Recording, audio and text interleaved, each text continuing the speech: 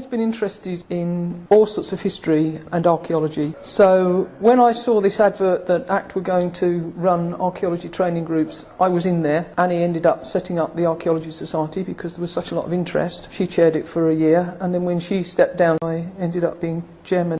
We've done all sorts of things, field walking, we found a lot of prehistoric activity around here, and of course we focused on Lowborough Bridge because with ACT's help we actually had the funding to do a dig in the unscheduled bit in the farmyard. Having had an interest in archaeology for a long time, I thought this was a marvellous opportunity to actually have a go rather than just reading the books about it. It was great to have the opportunity to go on an archaeological dig. First time I've ever been on one of those, learnt quite a lot from that, and we've done quite a lot of other activities including field walking, training events, all of which have really helped to bring archaeology alive.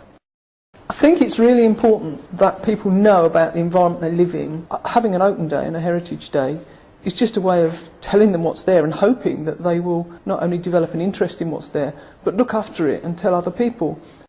The children often have no understanding of exactly what their surroundings hold in terms of its history. To hold a heritage event really focuses their mind on where they actually live, its history, what it is they're looking at, and some of them then end up really enthused and want to know an awful lot more about what has gone on in the past.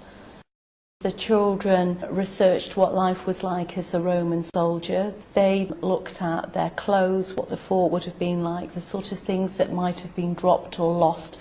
We had a Roman soldier that came into school with his full costume on. He brought with him artefacts from around the area themselves that the children handled.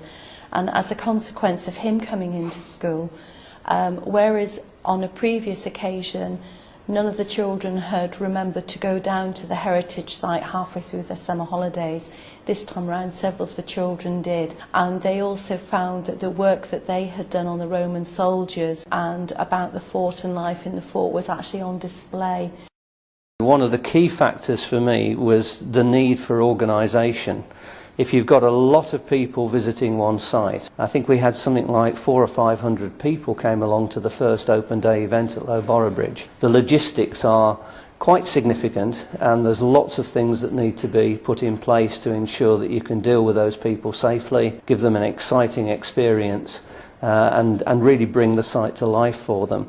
Making sure that there were loos available on site, car parking, thinking about moving people through the site, getting them up in smaller groups onto the fort where experts were able to talk to them about how the fort would have been in Roman times and in more recent times. So there was a lot involved in running an open day like that. It's not as simple as just encouraging people to come. You've got to be able to deal with them once they're there. The Archaeology Society want to carry on some of the work at Lowborough Bridge. In addition to that, we know we have a lot of prehistoric activity around here. We'd like to do more field walking and mapping the finds. We did some surveying training, and we think we've come up with a possible location for the medieval site that was Raisbeck. We've got a huge amount of interest from the local farmers and the landowners as well as from the local people, and we wouldn't have got there if Annie hadn't had this bright idea of setting up an archaeology society, so we just hope we can keep it going. A consequence of the children being so animated by the Roman soldier coming in and being so intrigued with holding artefacts, the heritage box is being built up so that the children can have their own local history box, and so future children can also have a look at evidence from the past.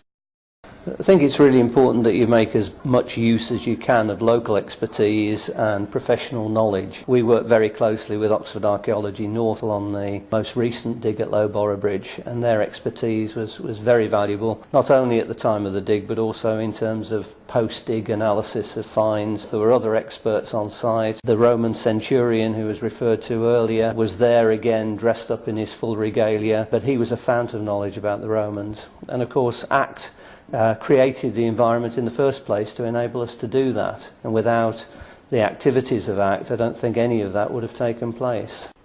Setting up a heritage event is a tremendous challenge. You do need to really plan it down to the nth degree. Even things that you think are just so obvious you don't need to think about, you do need to think about. We had issues with access. We had to have car parking, someone to direct traffic in and out, portaloos, refreshments, first aid, just general safety measures. And the funding all has to be thought about. We tried local businesses for support, we tried to get various bits and pieces for free or cost price. And the publicity, there's no point trying to organise an event if you're not going to tell people it's out there. And you can't do it on your own, you've got to have the backing of professionals and voluntary organisations and lots of people who are just willing to pull on the day and put on lots of interesting things. Not just the site for people to look at. We had people doing Roman cooking, we had people doing spinning, we had all sorts of stuff going on. And people hung around for a couple of hours, which absolutely amazed us. They didn't just come in, look down a hole and walk away again. And then people want to know when we're going to do another one, so leave them wanting more. It's been marvellous helping here at this dig because it's one of the few opportunities you actually get to take part and have hands-on in archaeology. You can be part of multiple groups and you don't actually get to take part in the actual digs. You go around to museums, you look at all the artefacts, but you don't actually get to help dig them up, which this is one of the rare opportunities you get to do that. It's been excellent, absolutely outstanding. I've been to Pompeii previously in another life, and this, although not on that scale, it just gives you that little bit of link between global history and how Britain played a part in it. And the guy dressed up as the centurion absolutely made it first class. Very interesting find and superb. Well, I'm a member of the ASCOM, which is near Penrith, Historical and Archaeological Society, of which is fairly newly formed. And so we have a natural interest in our own surroundings in Cumbria. We got to know about the dig here because there was an article in our local newspaper, the Cumberland and Westmoreland Herald, which told us all about the fort, or what remains of the fort, or what we can find of the fort. And we thought it quite important to come and have us look at the area and what was being done.